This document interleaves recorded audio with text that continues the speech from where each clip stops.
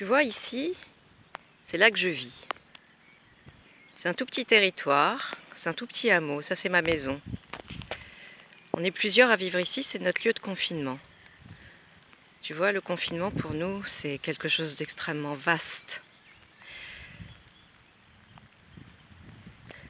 Depuis le mois de janvier, j'ai cette phrase qui tourne dans ma tête, les premiers seront les derniers. Notre région, elle est déshéritée. C'est un lieu où l'économie, elle est faible, entre guillemets.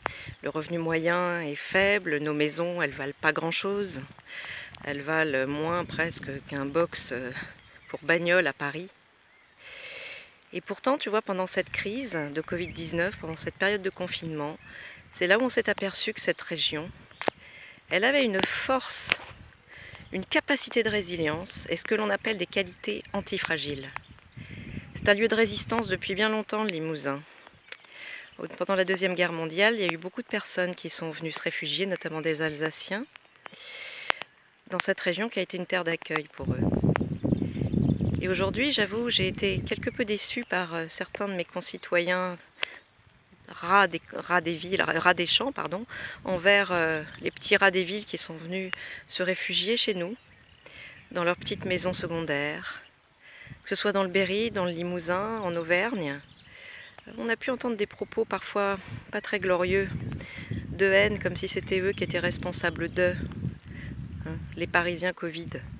On a pu entendre. C'est dommage, c'est regrettable. C'est pas digne de la campagne. Pour moi, nos terres, elles doivent être des terres d'accueil, des terres comme elles ont toujours été, parce qu'il y a de la place. Il y a de la place pour d'autres. Il y a de la place parce que on cultive, on a des fermes, on produit notre nourriture. Il y a plein de choses qui s'y passent. Et puis on pense à l'avenir, on crée des réseaux. Ça fait bien longtemps, nous, qu'on a créé des réseaux pour consommer autrement. On est des consommateurs. On a mis en place beaucoup de choses. Il y a des cafés associatifs. Bref, il y a toute une vie qui fourmille. Il y a une inventivité, une créativité à la campagne qu'on trouve peut-être pas tant que ça dans les villes. Voilà. Donc, moi, je fais partie des rats des champs qui sont heureux d'accueillir les rats des villes.